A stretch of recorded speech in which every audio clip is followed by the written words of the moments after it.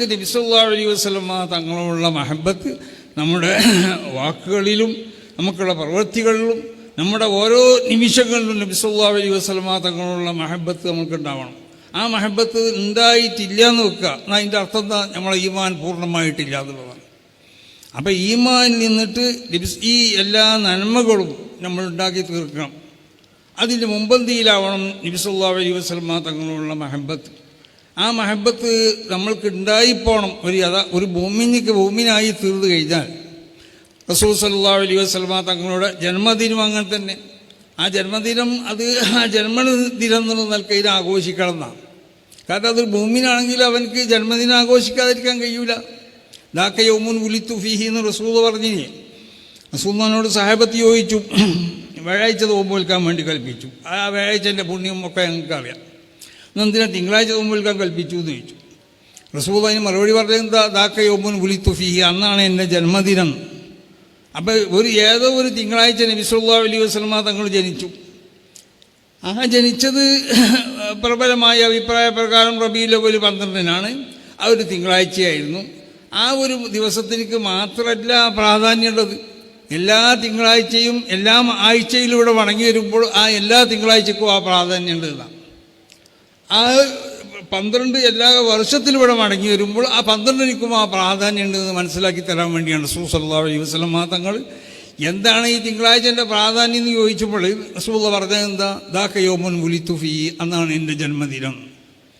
അപ്പോൾ മഹാന്മാരോട് ബന്ധപ്പെട്ട അവരെ ജന്മദിനത്തിനെ ആദരിക്കണം, അതിനെ ബഹുമാനിക്കണം. മഹാനാവുന്ന നബി സല്ലല്ലാഹു അലൈഹി വസല്ലമ തങ്ങളും ജിബ്രീൽ അലൈഹി സ്വലാത്തു വസ്സലാമും നടന്നു പോകുമ്പോൾ ഒരു സ്ഥലത്തെത്തിയപ്പോൾ ജിബ്രീൽ അലൈഹി സ്വലാത്തു വസ്സലാം റസൂലുള്ളാഹിനോട് പറഞ്ഞു, സ്വല്ലിയാഹുന റക്അത്തൈനി, ഇവിടുന്ന് 2 റക്അത്ത് നിസ്കരിക്കുക. അപ്പോൾ റസൂലുള്ളാഹി ചോദിക്കുന്നതിന് മുമ്പേ ജിബ്രീൽ മറുപടിയും പറഞ്ഞു. എന്തെന്ന് പറഞ്ഞു? നിസ്കരിക്കുക പറഞ്ഞതിന് ശേഷം ഹാദാ ബൈത്തുലഹമിൻ, ഇത് ബത്തുലഹം എന്ന് പറഞ്ഞ സ്ഥലമാണ്. ഫീഹി വുലിദ ഈസ, ഇവിടെയാണ് ഈസ നബി അലൈഹി സ്വലാത്തു വസ്സലാമിനെ പ്രസവിക്കപ്പെട്ടിട്ടുള്ളത്. അപ്പം അമ്പിയാക്കന്മാരെ പ്രസവിക്കപ്പെട്ട സ്ഥലത്തിലേക്ക് ഒരു പുണ്യമുണ്ട്.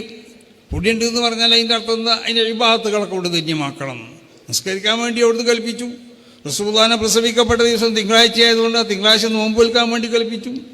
അങ്ങനെ അന്ന് നോമ്പ് വിൽക്കാന്ന് മാത്രമല്ല, അന്ന് ഇബാദത്തുകളെ കൊണ്ട് ആ ദിവസത്തിനെ ധന്യമാക്കണം. ആ ഇബാദത്തുകളിൽപ്പെട്ട ഒന്ന് തന്നെയാണ് ആ ദിവസത്തെ. ഇപ്പോൾ റബീഉൽ അവ്വൽ 12 നമ്മൾ മൗലിദ്.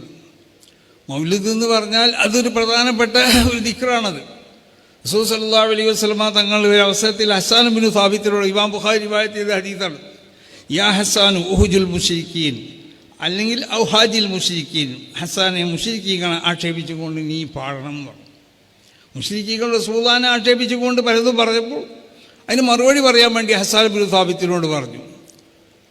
അപ്പോൾ ഹസ്സാൻ ബിൻ സാബിത്ത് എന്നോട് അത് പറഞ്ഞതിന് ശേഷം റസൂലുള്ളാഹി പറഞ്ഞു ഹസ്സാൻ ബിൻ സാബിത്തിനോട്, ഓ ജിബ്രീലു മഅക്ക്, ഹസ്സാനെ ജിബ്രീലും നിൻ്റെ കൂടെ ഉണ്ടാവും എന്ന് പറഞ്ഞാൽ എന്താ അതിൻ്റെ അർത്ഥം?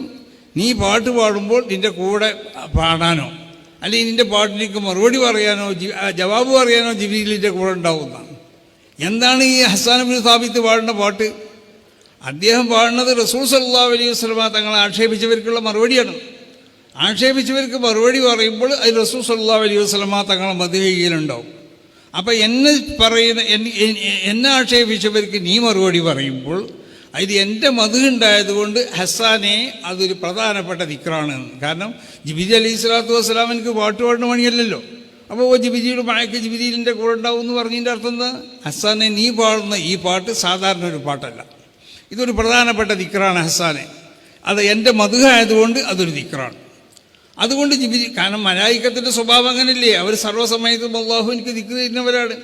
ലാ യഅ്സുനല്ലാഹ മാ അമറഹും, അതിൻ്റെ പോലെ തബിയത്ത് അവരെ പ്രകൃതി കൊണ്ട് മലായിക്കത്തിന് സാധിക്കുള്ളൂ. മനുഷ്യന്മാരെ തബിയത്ത് പോലത്തെ തബിയത്തല്ല വരുന്നത്. അപ്പോൾ തിന്മകൾ ചെയ്യാൻ അത് അവർക്ക് സാധിക്കൂല. അപ്പോൾ സർവ്വസമയത്തും അല്ലാഹു സുബ്ഹാനഹു വ തആലാൻ്റെ ദിക്റിലും തഹ്ലീലിലൊക്കെ ആയിട്ട് നിൽക്കുന്ന ആളുകളാണ് മലായിക്കത്ത്. അപ്പോൾ ഓ ജിബ്രീലു മഅക്ക്, ജിബ്രീലിൻ്റെ കൂടെ ഉണ്ടാവും എന്ന് പറഞ്ഞാൽ നീ ചെല്ലണ പാടുന്ന ഈ പാട്ട് എൻ്റെ മദ്ഹുആയത് കൊണ്ടിട്ട് ആ മദ്ഹ് നിൻ്റെ കൂടെ പറയാൻ ജിബ്രീൽ അലൈഹി സ്വലാത്തു വസ്സലാം ഉണ്ടാവുന്ന. അപ്പോൾ റസൂലുള്ളാഹിൻ്റെ മദ്ഹ് അത് പ്രധാനപ്പെട്ട ദിക്റാണ്. ആ ദിക്റായതുകൊണ്ട് ആ ദിക്ർ കൊണ്ടിട്ടോ അല്ലെങ്കിൽ ആ ദിവസത്തെ പ്രത്യേകമായി കൊണ്ട് ആദരിക്കണ മറ്റുള്ളതായ പല കാര്യങ്ങളും ഇബാദത്തിൽ നിന്നുള്ള പല ഐറ്റങ്ങളുണ്ട്. ഈ ഐറ്റങ്ങളെ കൊണ്ടിട്ടൊക്കെ ഈ ദിവസത്തിൽ എന്താക്കണം? ബഹുമാനിക്കണം എന്നാണ്. അതാണ് ദാക്ക യൗമുൻ ഉലിതു ഫീ. അപ്പോൾ ഏതോ റബീഉൽ അവ്വലിലാണ് റസൂലുള്ളാഹി ജനിച്ചത്, അത് 12-ലാണെന്നുള്ള പ്രബലമായ അഭിപ്രായ പ്രകാരം റബീഉൽ അവ്വൽ 12-ലാണ്, അത് തിങ്കളാഴ്ചയാണ്.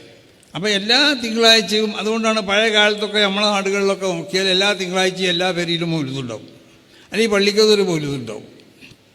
എന്താ കാരണം?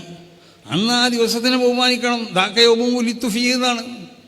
അന്ന് അത് നോമ്പ് കൊണ്ട് ബഹുമാനിച്ചാലും വേണ്ടില്ല, മറ്റുള്ള ഇബാദത്തുകളെ കൊണ്ട് ബഹുമാനിച്ചാലും വേണ്ടില്ല, അല്ലെങ്കിൽ റസൂലുള്ളാഹിന്റെ മദ്ഹുആവുന്ന ദിക്ർ ചൊല്ലിക്കൊണ്ടിട്ട് റസൂലുള്ളാഹിന്റെ മേലുള്ള സ്വലാത്തൊക്കെ ചൊല്ലിക്കൊണ്ടുള്ള ബഹുമാനമായാലും വേണ്ടില്ല. ഒരു ബഹുമാനം ഒന്നും ഉണ്ടാവണമെന്ന് ആ ദിവസത്തിൽ.